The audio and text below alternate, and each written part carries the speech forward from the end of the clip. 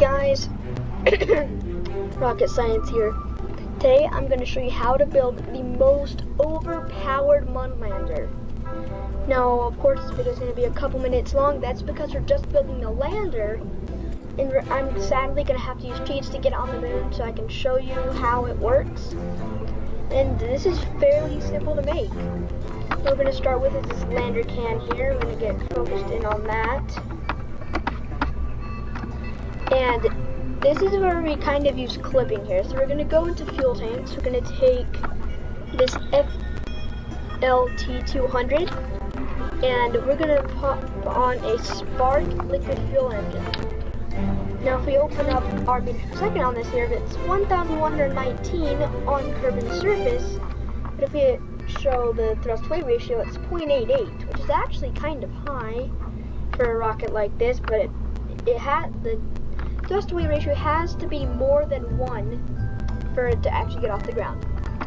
Anyways, so if we move this in, now we end up with this, which is really, really small, but it still has that 1,000 meters per second in it. Now we're going to go get a decoupler.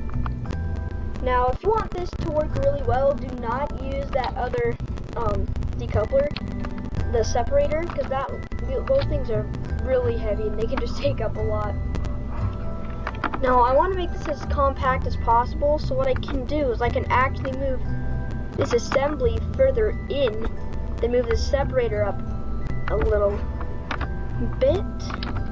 There's just a very tiny little engine, and then we can move the separator up just to leave a tiny, like a very little crack in there.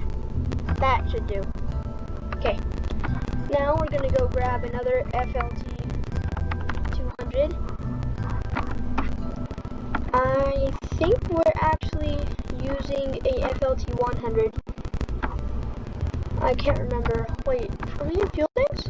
Huh. Oh, that's because I'm on enter search. Wait, engine. Okay, that was weird there. Now, okay. But we need to use another spark engine. Let's see how much meters per second we're getting here. 551, but if we go up and pull this, switch this to the mun, see, we got 2,000 meters per second and 665. Now that sounds about right. But what happens if we switch that to the FLT200? Fuel tanks, FLT200. Now, I've been experimenting with this lander for quite a while, so I'm just interested to see how we got 1,000 meters per second. But we should be able to land with that FLT200 setup that we already have, so I think we'll be plenty fine. Anyways, next we're going to need some panels.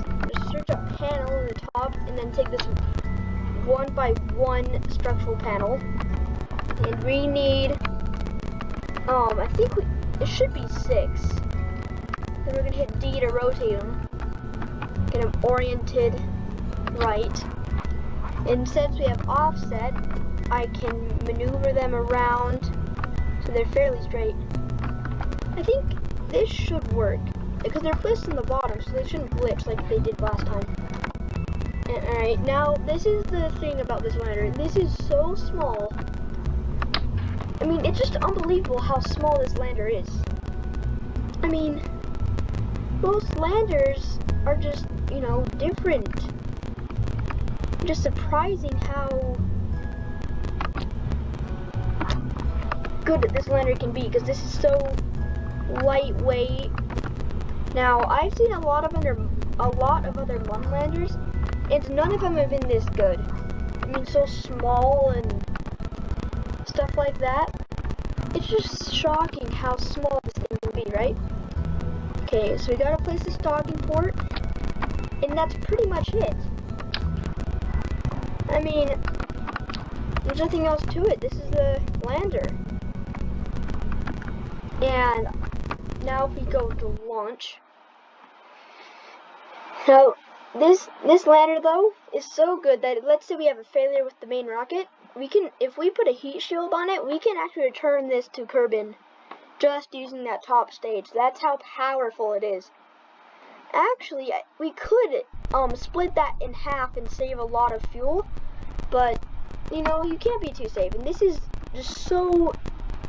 Anyways, so I'm hitting Alt F and F12, or just Alt F12 for some other people. I'm gonna hit set position, and instead of setting it on Gilly, we're gonna go to the Mun. I'm gonna hit set position. Now we're gonna wait. Here we are. I can't see. I'm trying to get his pointed radial out. I don't know. We might have to time warp until the lunar day starts. Okay, whoa, okay. Here we are on the Mun. Now we can see if we've got the staging right. Just fix that, and it looks pretty good to me. So we can ignite that perk and then blink. And then we can also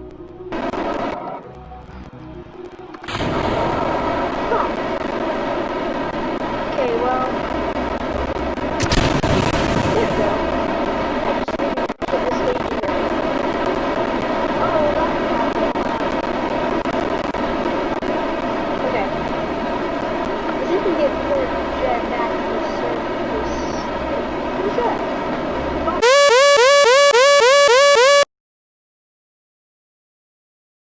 Actually, guys, well, that's pretty much it. That's pretty much this lander done, and I mean, I've loved the way that this has turned out. It's nice, and it's pretty sleek. It's really, you know, it's small too, and it could work as like a Saturn V moon rocket if you just do a couple modifications. I mean, it's got the docking port, it has the engine, it's light, good thrust-to-weight ratio. I mean, that's pretty good. Anyways, I mean, I hope you guys liked this quick tutorial on how to build this lander. This lander has been a huge accomplishment for me because this is probably one of the best landers you can find on YouTube. It's so small. No, I mean, I'm just surprised at how good this lander turned out. Anyways, I hope you guys liked this video. If you did, please drop a like and subscribe. And ask if you have any suggestions for any other missions or rockets I can make. Just reach out to me in the comments below. And yeah, that's pretty much it. And upcoming soon, I will actually do a Mun mission with this lander. And I think you guys enjoy it. So, like, subscribe,